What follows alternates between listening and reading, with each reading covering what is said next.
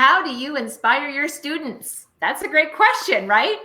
When I asked music educator Miss Summer that question, she replied by saying, I discovered how learning styles cross curriculum connections through the arts. And because it really instills confidence with a desire to inspire my students. So if you want to sparkle like a Sola, I've got my little Sola hanging out with me today. I want you to meet Miss Sparkle herself. I'm Gloria St. Germain from Ultimate Music Theory, and my special guest today is Ultimate Music Theory certified teacher, Miss Sparkle Saiegh, and she is about to reveal her secret. So welcome, Summer. How are you? Thanks for having me. I'm well. How are you? Very good. Very good. Thank you. As an introduction, Summer, so Summer is the director and educator of her very own Sparkle Performing Arts Studio, and whose mission is to instill confidence in all with a desire to inspire. And I think that's really impressive. Congratulations, Summer. When I see your success and how you follow your dreams and you opened your very own studio, I believe it's in Brampton, Ontario. You're up in Canada, right? Yes, we are. Yeah.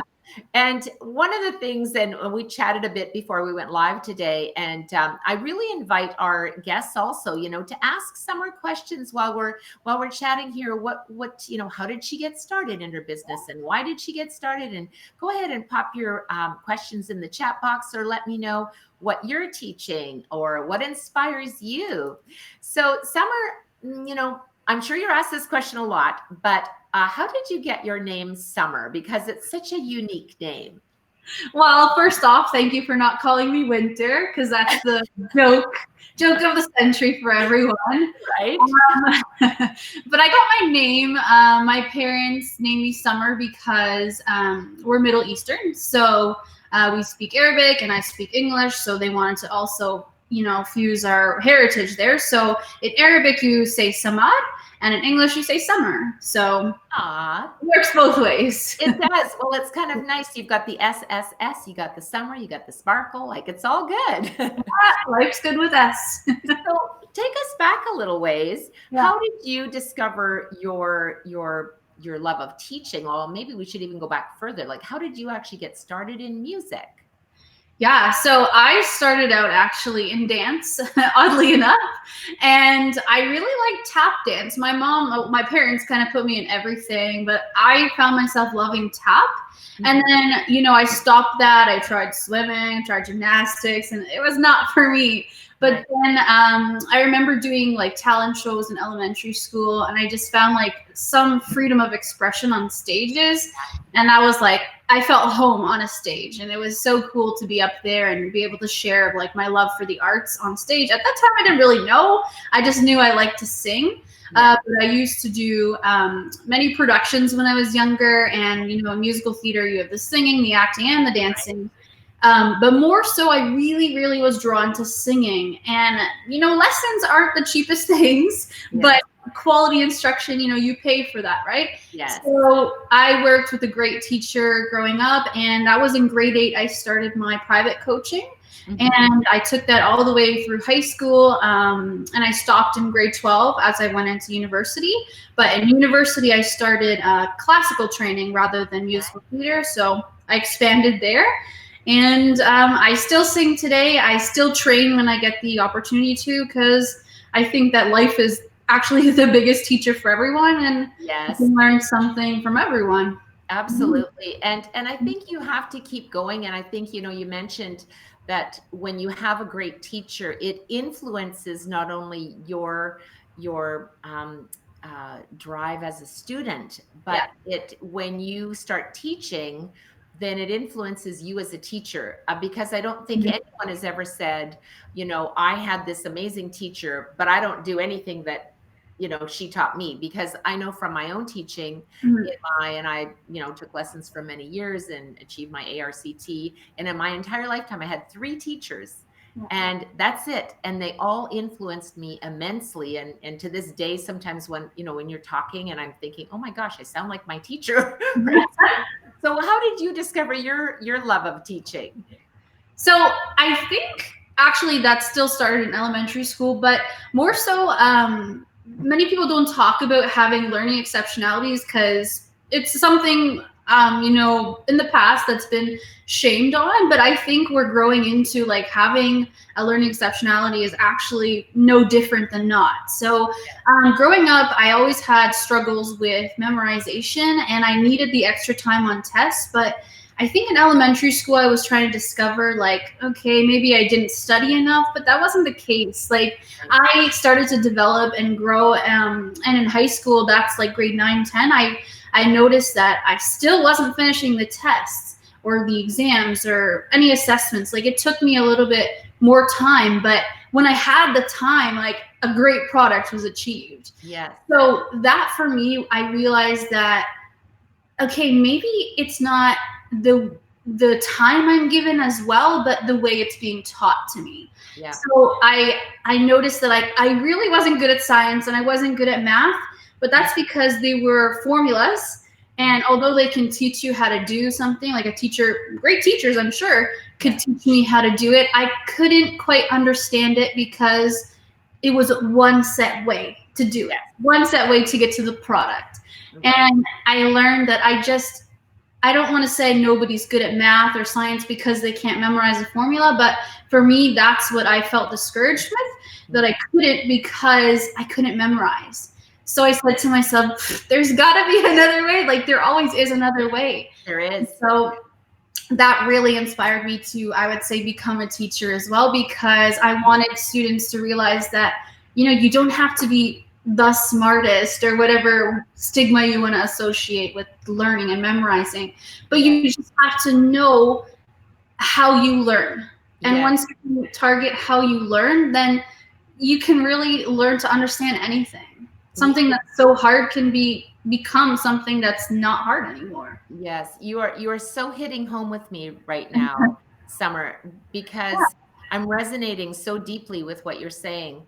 And it's interesting because when I first was doing music theory, I didn't get it. I mean, I did it, but I didn't understand it and I wasn't very good at it. And I was one of those students that always had their hand up, like I always had a question. And they were like, okay, Glory, now what, and because I didn't get it, I just thought, well, either I am just not that bright or I just don't understand it and as to how it's presented. And it's actually what put me on my path too as a teacher. And I'll never forget something my teacher said to me. This is the third teacher, my final teacher that I did my AR with.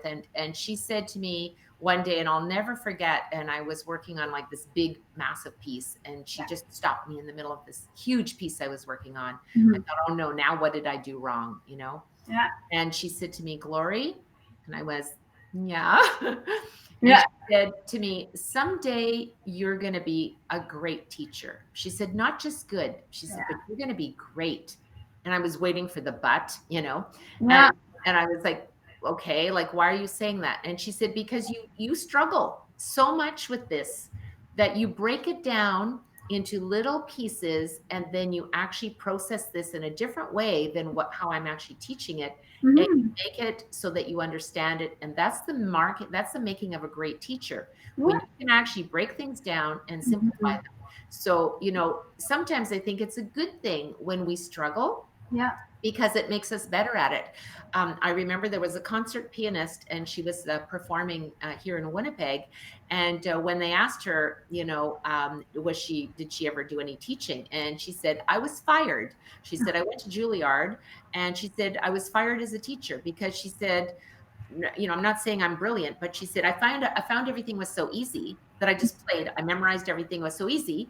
And so when I was teaching, I didn't understand, well, how can you not get this? This is simple, just play it, right? So I think it is, you've really hit on something there. And that's an important point. And for our listeners today, go ahead and share with us when you're teaching something, and maybe it's because you struggled, whether you're teaching dance or voice or piano or theory, it doesn't matter. If you struggle with something, how do you simplify that in your teaching?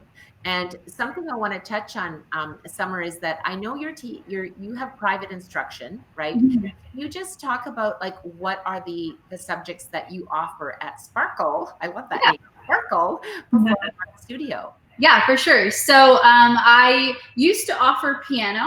But I decided I wanted to focus on singing, acting, and public speaking the most, as well as I really work towards giving each student the confidence that they need to sparkle. And with all that comes artist development. So we work heavily on how do you go on a stage and not act like you just have to be there, but you really want to be there. Yes.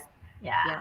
And those are really key factors. And I think almost the most important one, because, you know, anyone can sing in the shower, so to speak. But when you get up on stage, you have to have, you know, your physiology has to be there, that you shine, you sparkle, you're not afraid. And when you're, you know, singing, and do you have like a favorite genre that you like to teach, or that you personally like to perform?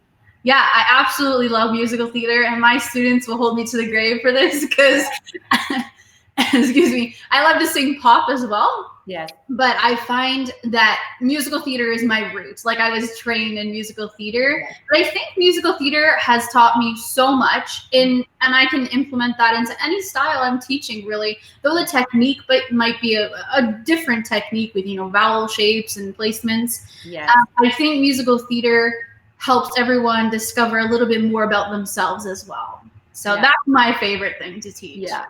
And before we jumped on our call today, I was actually watching a video of you performing. You were just like so passionate. I could just like feel the love coming through when you were singing. It was like so great. Now I have a question for you, Summer. So why do you feel that the arts are so important? Oh, that's a big question. I would ask anybody who doesn't find value in the arts why they don't find it so important. Because I think life is art, really. If you can wake up each morning and get up, you're ready to paint a picture of your day. That's the way I look at it. So I think the arts are so important because of self-discovery, especially. Like, think of it as like the 4 seasons. We have spring, summer, winter, and fall. And then you have music, dance, drama, and art. And they all fall into something in this world. Right. So I find the arts are truly transformative. And I think because we're going into such a huge thing with mental health and the importance of it, self-expression is so important. And for me, more on a personal note, I have struggled with anxiety. And I find once I sing or I write, it's like everything around me kind of just doesn't matter. And in that moment, I'm able to just, you know, listen to an artist or write about how I'm feeling. And it's like a release. I don't know how to explain it further, but art is truly therapeutic. And I found when I even teach the arts, my students come in and, you know, they might have a terrible day, but they leave knowing that it's going to be okay. Yes. Yeah. And I mean, music is actually, you know, in my mind, the one thing that can alter your state. And, you know, even it's just a tiny thing, but if, you know, my husband and I just said we're going to watch a movie, and I don't like scary movies. I just want the and if the music itself is just like creepy, immediately I don't want to watch it. Like, it just hurts you. And yet if you're watching a scary movie, but the music is all like cartoon music, then like you can't, it's not scary. It has the power to move you.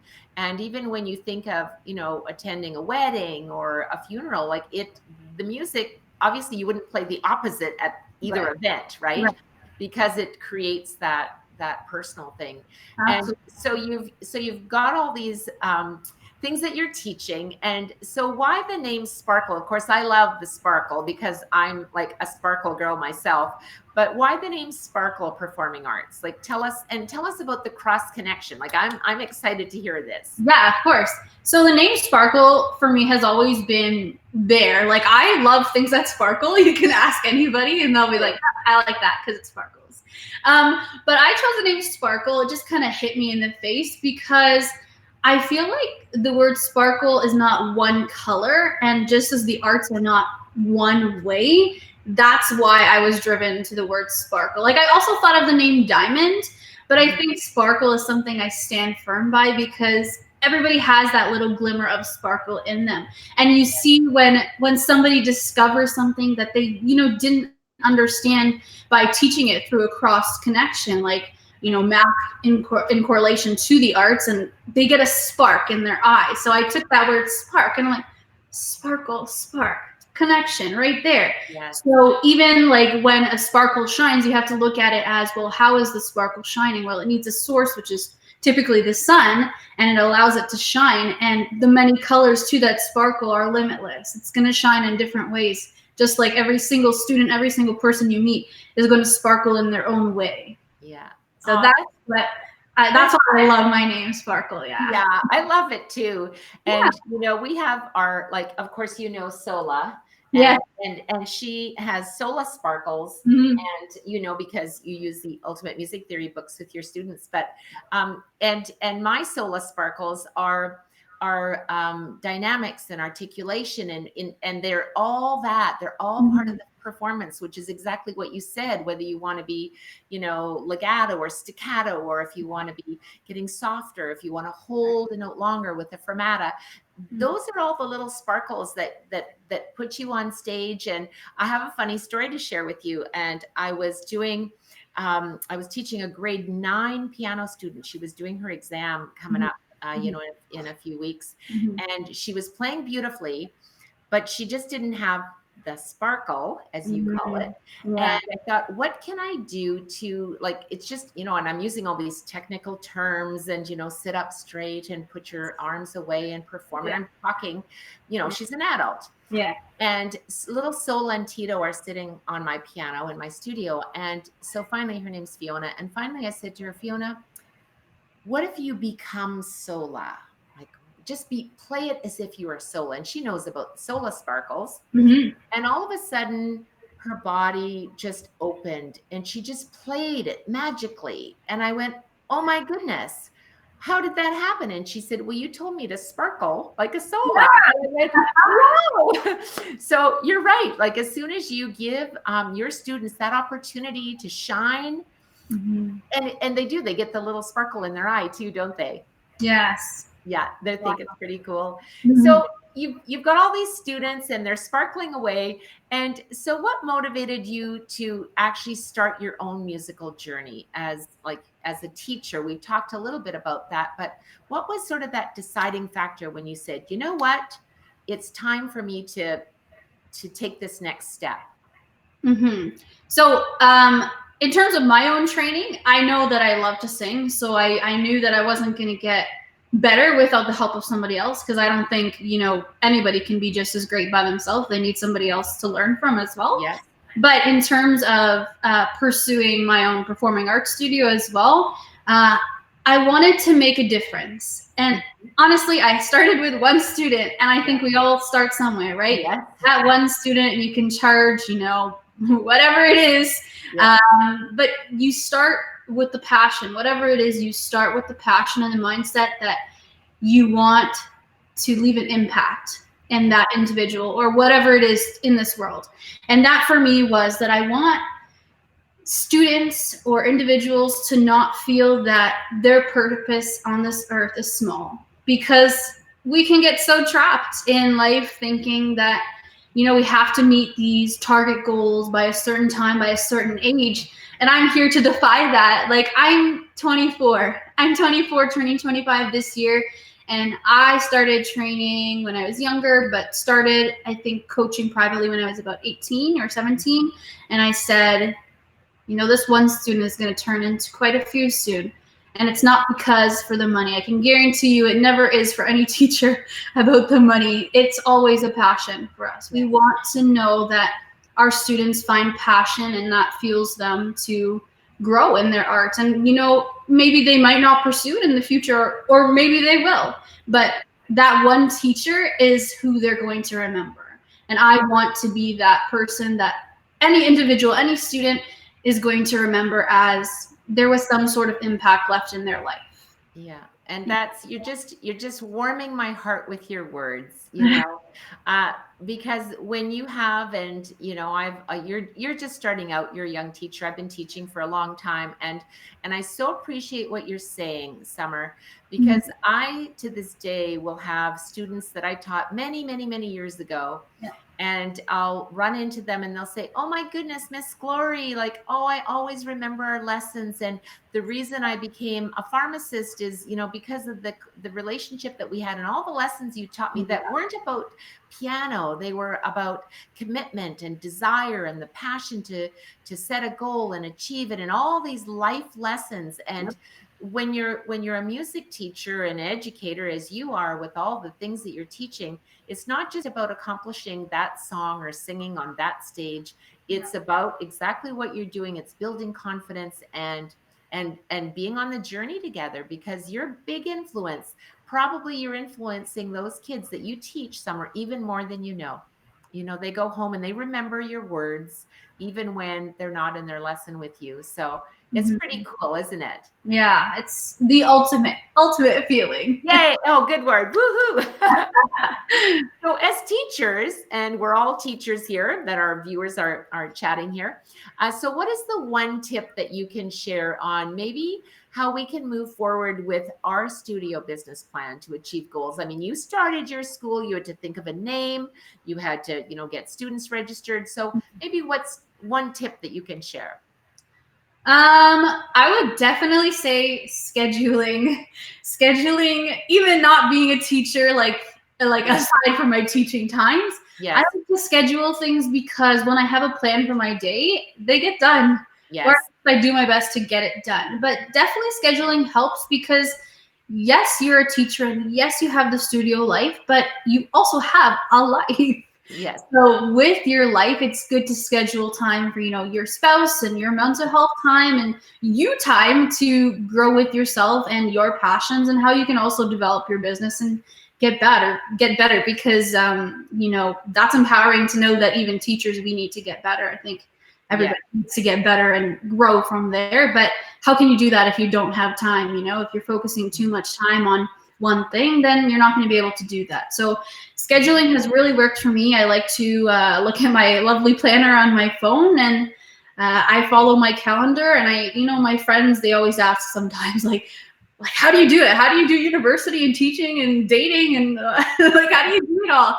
And I say, I schedule. I really stick by scheduling because then you have a mindset for your day, for your week, and you set goals for yourself. And it's so important to set those goals for yourself because then you see them and you want to get there some way, somehow. Yeah. Yeah. And it's really brilliant that you're saying that because, when you're working on something, and like you said, you've got university and you're teaching and you've got to have a social life, you got to have time for family, you got to have alone time to do whatever it is, just with your thoughts. And you really need to guard that. I have a coach that I work with, a business coach, and a couple of other coaches that I work with, as you and I were talking before we went live. And one of the things I'm adamant about is scheduling. I'm very rigid as well, like you are. I have to schedule everything, and it's not like you're in the army and everything is like this, but it makes it fun because I know, oh, I've got 4 minutes. Like I can get something, and you kind of grow with it. And I know that you're passionate about NEPD, which is never ending professional development. My mom used to always say that. And in fact, I think we should share our little story, Summer, because we met at one of the Ultimate Music Theory workshops. I think I was presenting that a few years ago. And we had a good time there. We were talking about everything from, your Instagram account to, what your passion is and what you want to be doing. And you decided, you were going to sign up for the Ultimate Music Theory certification course. And I wanted to ask you, you're doing so many things. What was your motivation for signing up for the UMTC course? So even though I've taken lessons, I've been told different things with theory. Like they'll tell you to do your notes legato or sing this staccato. I'm like, but how do you think that I know these things if I wasn't taught it? Which I did know because I had prior teachers that were awesome. But I decided that I wanted to go with Ultimate Music Theory and teach that curriculum as well because I find it's so dry. Like theory in general is so dry, and I question why is it that? It can be fun. It can be fun, yes. Again, it comes from how can I incorporate real life connections, and you do that so well in your curriculum. Like my students love it. and I love it. And that's honestly, I'm not shy to say that I'm still proud I joined your certification course, because you get to work at your own pace, you get to be confident, you get to know if you don't understand something, you can go back and review, you can even connect with yourself if you ever wanted to grow and even speak with you. Like, this is an honor. I never saw myself ever doing this. So I would say, like, invest in yourself too. So this is a huge investment for me. Aside from time and funding or whatever might be going through your mind of like, no, I can't do this, there's not enough time. Yes, there is. There's somehow, some way, enough time to do it. And when you put yourself there and you're like, I want to learn more. And I think we're more so a generation going to everything online nowadays, which is cool too.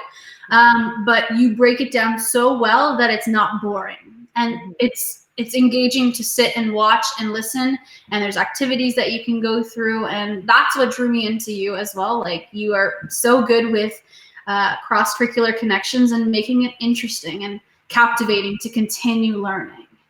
Well, thank you. And I think one of the important things too is that sometimes people say, "Oh, I don't teach theory," and I say, well, if you sing or if you play any instrument, you have to know theory, because you might not be doing the written work, right?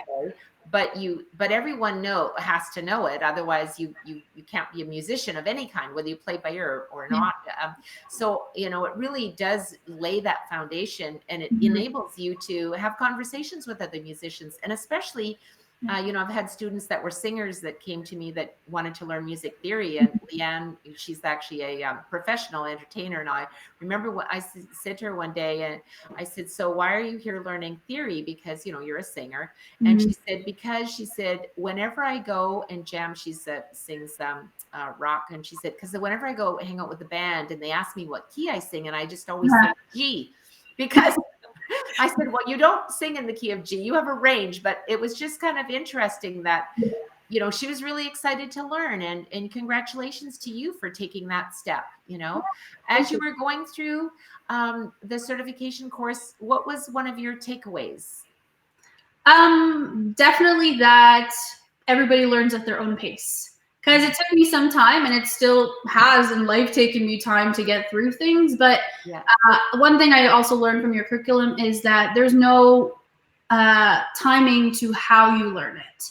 So one thing I've learned from teaching my own students is that they need to learn values before progressing forward, especially with the younger ones. They struggle with, okay, well, like, how is a whole note 4 beats, but you're telling me I need 4 quarter notes to make a whole? That doesn't make much sense.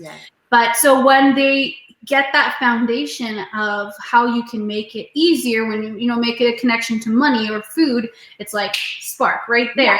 They understand it because it's significant, it's relevant to their life. So definitely I took away that pace is important, and not everyone's going to learn at the same time. So don't rush progress. Yeah, absolutely. And I mean, in the certification course too, we talk about learning styles and things like that. And as you were going through that, what was maybe one thing that you implemented, into your studio after taking the certification course? So for learning styles, I know that my students all have different learning styles, but I would say that I try to make cross-curricular connections. For example, if I'm teaching them, I think there was one part, something like a staff party in the curriculum, and they enjoyed that because they're like, how are notes having a party? I'm like, well, when you all get together, you have this staff and you have a party, and it's fun. So that for them was cool to see the connection of, life and theory and fun. And so fun, it wasn't boring to them anymore. I'm like, yes, teacher win. Well, and it's really interesting. I mean, you yourself are fun to begin with, so I'm sure you're just as fun as a teacher, Summer. And I think that when you're teaching and you're having fun, you are learning, because if you're, we talked a little bit about, if you think it's boring, you just shut down. You really you're not open to learning. And if you're having fun, even if you're learning, how to change a flat tire, which I have no interest in learning, but if the instructor was making it fun, then I'd be like, oh, that is kind of cool, right? So I think everyone is open to learning if you present it in a really fun and engaging way. I guess as teachers too, what do you see? I mean, we connect with a lot of teachers now, don't we, Summer? Like on Facebook and Instagram, and you've got friends, and it's cool because we're now, I mean, BC, before computers, you were kind of in a little box, very isolated as a teacher. And now you have all these opportunities to learn. And I learned from you.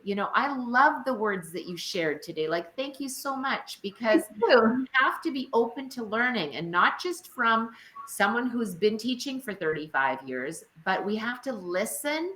And just as you're open to learning from someone who has been there, done that, I'm always open to learning. I want to hear what you have to say. And, I'm asking you, like, what do you think is one thing missing from today's teaching? I mean, you talk with a lot of teachers too. What do you think is like something that they're missing? Well, it's sad to say, and I would just say the arts. The arts, when I got into schools and I did my practicum in education, I just found there was so much drive on math, language arts, and English. And I get that. I totally understand, because those are foundation, but a foundation also needs a build up to the base, to the structure. And I think everybody needs the arts, because the arts aren't just one thing. It expands into everything, right? Like I mentioned, you have music, dance, drama, and art, and then there's so much under that. Like those are just themes per se. And then, poetry comes in, playing the piano, oil canvases, learning modern and ballet. All of that is there because something else is there too. So when we learn that, learning isn't boring and it's not all about memorizing things, I think that's where something magical can truly happen in revolutionary teaching. And I really hope that the arts never leave schools. It's sad because there's less emphasis on the arts nowadays, but we need to see that the arts are what keeps our students motivated, actually. Yeah. And not only does it keep our students motivated, sometimes it's the one thing that keeps those students in school. Absolutely. And I speak from experience, because two of my youngest children, and when they were in school, the only reason they stayed in school was because of the music. And they're both professional entertainers and business owners and so on. But it was music. They already knew that was going to be their life. And so it is sad when they say, oh yeah, we are closing the music program. And I go, well, why don't you close down the math program? Exactly. It doesn't make sense, Exactly that. So you've accomplished a lot, young lady. Can't believe you're only 24. So inspire us even more, because I love that license plate. I inspire is just great. So how do you start your day with your big smile?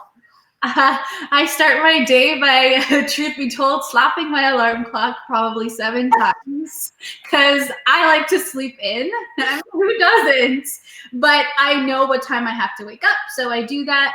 But I also start my day with quotes. I think it's so empowering to be able to wake up and find quotes for yourself that are going to fuel you and motivate your soul and your heart, just like food does to your body. You need that fuel for your soul to get up and take on life, because it's not easy. Life is not meant to be easy. There's lessons in every day, and you need that sort of a fuel, that kind of motivation, even if it's like a message saying you've got this, and make it your home screen of your phone. For me, I tend to do that. I change my home screen quite often on my phone, but when I open that phone, I'm like you just, as much as it's there, all those stresses, you breathe it in and you let it out. Yeah. Things will get better, and you got to know that life will get better. You're better in yourself. Each morning you wake up and you go through the routine, or not a routine, but you're growing to better yourself. Yeah. And that's such a great thought. I'm a quote fanatic. Really, I am. I share a motivational quote every Monday on our Facebook page. But it is, I'm like you, it inspires me as well. I got this beautiful calendar as a gift, and it has a motivational quote on it. And I love that calendar so much. I think I'll just leave it up, like every month you turn the page, and because it really, and I look at it often, I think, oh, those are such great words. Like, just take a minute and be joyful. And we're so blessed. We have so many opportunities to learn and to share and to grow. And everyone is going to feel down from now and then. And if you never feel low, then you're never going to experience the highs either. So it's acceptable, but it's also your responsibility to read those inspiring messages and to make the world a better place than when you got here. So I think it's really exciting for you. I'm super excited for all the things that are coming your way. And speaking of coming your way, what's next in your professional development? There's always something, but for me, I had the awesome opportunity to speak at a conference, a music conference, and that to me fueled me. I love to speak. I love doing this. I love to connect with people. Like, I am a people person. As much as I have anxiety, I love sharing that anxiety and saying you're bigger than that. So for me, I love to speak and to inspire and to speak about our journeys together and how we can grow together, because like I mentioned many times, life is a teacher, and the biggest lesson you can take from that is that everybody in your life is a teacher in some way. Absolutely. And so you read these inspiring quotes, and you have shared an enormous amount of wealth with us today. And I'm so inspired right now. I'm like, whoa, I'm gonna do something cool. So who inspires you? Like, where's your inspiration come from? There's a lot of people that inspire me. I wouldn't say specifically one individual, but I'm inspired by artists in the industry that can speak from their hearts. Yes. So, for example, one person I look up to is Demi Lovato. I really love her music because she's so real with herself, and it's not easy to do that.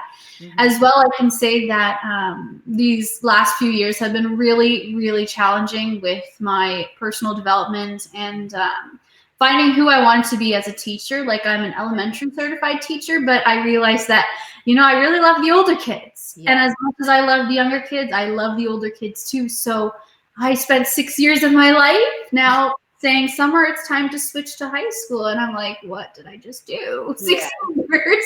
But I think I've come to see that, I just love as many people in my life to learn from them. So I would, like I've been saying so many times, is that I'm learning from everyone, good and bad. I take it all. But I've had some really amazing mentors as teachers, actually, through university. And two of them specifically are really near and dear to my heart, that have shown me that, through thick and thin, I'm going to be okay. Yes. And yeah, if it weren't for them, I'm not sure I would still be on this path, as honestly as I'm speaking, because there's been some super low moments and some super high moments, but I needed that encouragement from somebody else, not just myself, to know that Summer, it's okay to fail. It's okay to fail, but it's important to pick yourself up and go. But I think that's what makes you stronger. And it makes you a more sympathetic teacher. It makes you better at understanding what your students are going through, because you've experienced it and you can speak from the heart. You're some people just boom, they rocket to the top, and then all of a sudden they're up there and they just don't know what to do with themselves. And those that kind of take this path, they get up there and they go, oh, I can handle this. I've been there, done that. I've done this. Now, how can we learn more about the Sparkle Performing Arts Studio, Miss Summer? Yeah, of course. So we're really active on Instagram. So if you go on Instagram and just search at Sparkle Performing Arts, you'll see all our contact. And if contact information, our profile, anything you want to see going on in the studio, you'll see. We post on our stories a lot. But if you wanted to connect further with me, just send me a DM, and that means direct message if you weren't sure. So Sorry, I don't really know. So direct message, it's on the side of your Instagram page, and you can message me and we'll talk. We'll connect if you want to talk on the phone, email, whatever works for you. And yeah, let's make some magic, or let's just discover how amazing you really are, because you are. Whoever is listening, you are amazing. That is so great. Thank you so much for sharing your insights on everything that you've really, opened your heart and shared your path with us. And you have inspired us today, Summer. You really have. And I want to say thank you. I'm really grateful for that.